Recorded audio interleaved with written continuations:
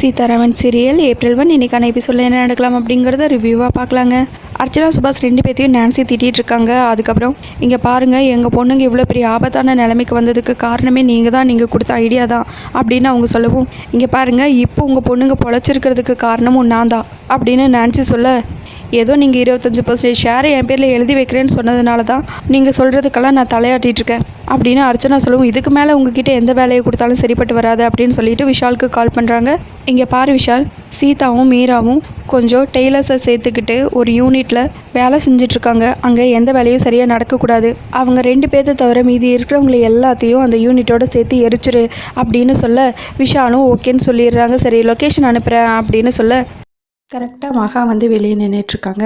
அப்போ தான் சீதாவும் ராமுக்கு கால் பண்ணி, பாஸ் நீங்கள் என்ன தூங்கலையா அப்படின்னு கேட்கவும், இல்லை சீதா, நான் என்ன தூங்கலை, நீ ரொம்ப கிரேட் சீதா, நினச்சதை சாதிச்சு காட்டிட்ட அப்படின்னு ராம் சொல்லவும், ஓகே பாஸ் நீங்கள் போய் தூங்குங்கிறாங்க சீதா.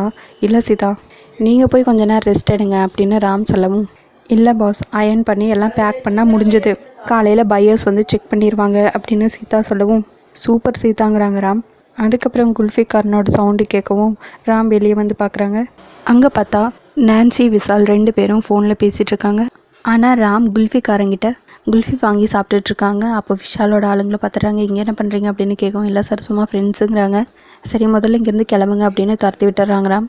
எல்லாருமே சேர்ந்து அங்கேருந்து கிளம்பி போகிறாங்க. அதுக்கப்புறம் நான்சி சொன்னபடியே அந்த யூனிட் கிட்டே போயிடுறாங்க விஷால்.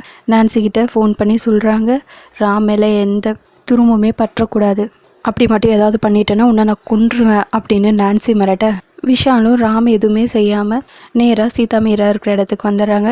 அங்கே பார்த்தா குல்ஃபிகார சவுண்டு கேட்கவும் சீதா வெளியே வந்து பார்க்குறாங்க. அங்கே பார்த்தா ராமும் நிற்கிறாங்க. ராம் பின்னாடி விஷாலோட ஆளுங்க வந்து நிற்கிறாங்க.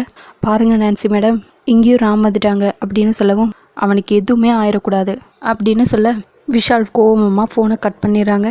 சீதாவும் மீராவும், பாஸ் என்ன பாஸ் நீங்கள் இங்கே என்ன பண்ணுறீங்க அப்படின்னு சீதா கேட்க, குல்ஃபி தான் உனக்கு ரொம்ப பிடிக்கும்ல, அதனால தான் அப்படின்னு சொல்லி பேசிகிட்டு இருக்கவும் பின்னாடி விஷாலோட ஆளுங்க வந்து நிற்கிறாங்க. பாஸ் பாஸ் அப்படின்னு கத்தவும், வெயிட் சீதா நான் பார்த்துக்கிறேன் அப்படின்னு சொல்லிட்டு பெஸ்டில் எடுத்து திரும்பவும் அந்த ரவுடிங்க 2 பேரும் பயந்து போய் ஓடிடுறாங்க.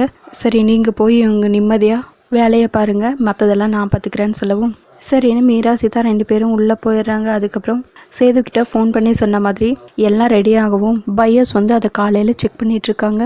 அதோட எபிசோடையும் முடிச்சிருக்காங்க. உங்களுக்கு இந்த வீடியோ பிடிச்சிருந்தா லைக் அண்ட் சப்ஸ்கிரைப் பண்ணி நம்ம சேனல் சப்போர்ட் பண்ணுங்கள். தேங்க்யூ.